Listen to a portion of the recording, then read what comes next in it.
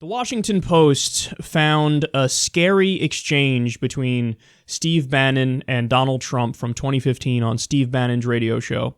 So remember that obviously now we have President-elect Donald Trump, and Steve Bannon is his chief strategist. Now, he was the head of Breitbart. Now, Breitbart has become basically what many people are referring to as the home of white nationalists, or the home of the alt-right.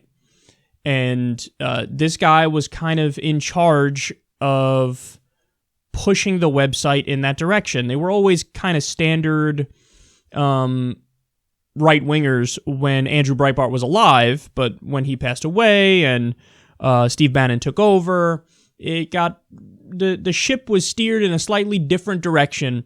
And hey, the one thing you can never take credit away from him for is making it really, really popular. I mean, Breitbart was already a heavily trafficked right-wing site to begin with, but now it really is the home of, white nationalists, if you will. So Donald Trump was on Steve Bannon's Patriot radio show on Sirius XM. This is back in 2015. And the Washington Post explains about their conversation here. Quote, Trump said he was concerned that foreign students attending Ivy League schools have to return home because of U.S. immigration laws.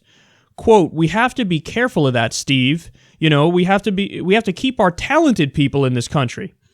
Bannon replied with, quote, I think you agree with that. Do you agree with that?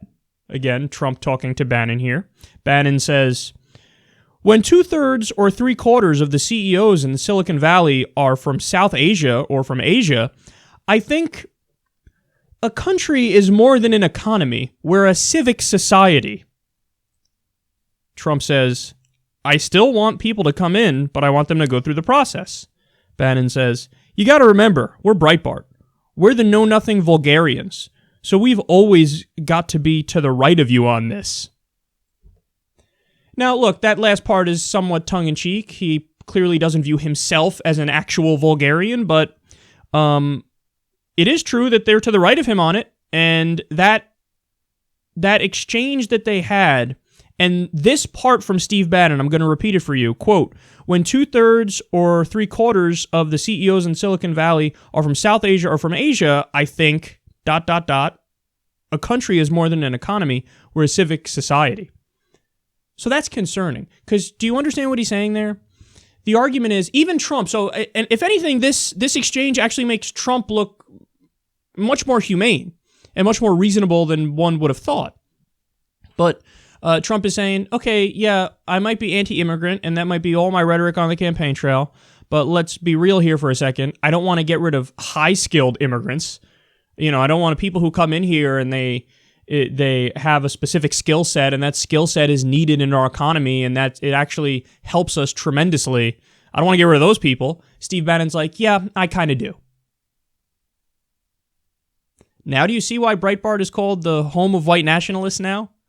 Because Trump of all people is saying, you agree with that, don't you, Steve? I mean, sure, we have, in Silicon Valley, we have South Asian and Asian people who are mostly the CEOs of these companies, but those companies are massively successful, and this helps the United States of America, and this helps the free market, and this helps innovation, and these are good people, and they're high-skilled immigrants, and he's like, yeah, no. See, we're more than just an economy. We're a civic society, and I want everybody to be white. That is effectively what he's saying here. So, I mean, this is a crazy thing to say, but it's true.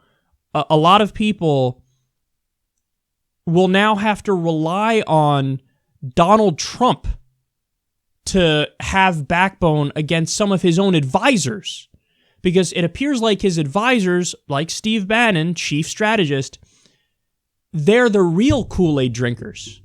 So the thing about Trump is he's amorphous.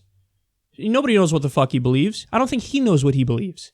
He contradicts himself every 8 seconds, and he's a shapeshifter. And he reads the mood of the crowd, and then he goes with the crowd, and then he was able to say enough shit like that to get himself elected. But what you're depending on is him drawing a line at some places and going, you know what, that's too far for even me. So, I mean, he said about the Muslim ban, advocated that openly. Well, that's concerning because that shows he doesn't have a line there. Trump apparently does have a line with high-skilled immigrants. He's like, yeah, I love high-skilled immigrants. But people in his administration are going to tell him, no, we actually should deport all 11 million undocumented immigrants, which is something he said during the campaign trail, when he was on the campaign trail. But they're going to try to push him, like, yeah, get rid of the high-skilled immigrants too.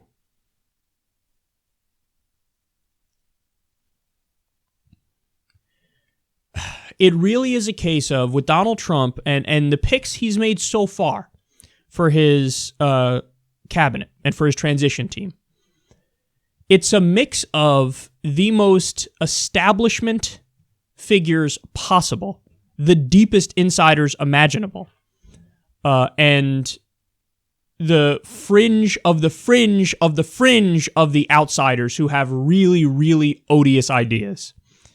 So it's almost like the perfect storm.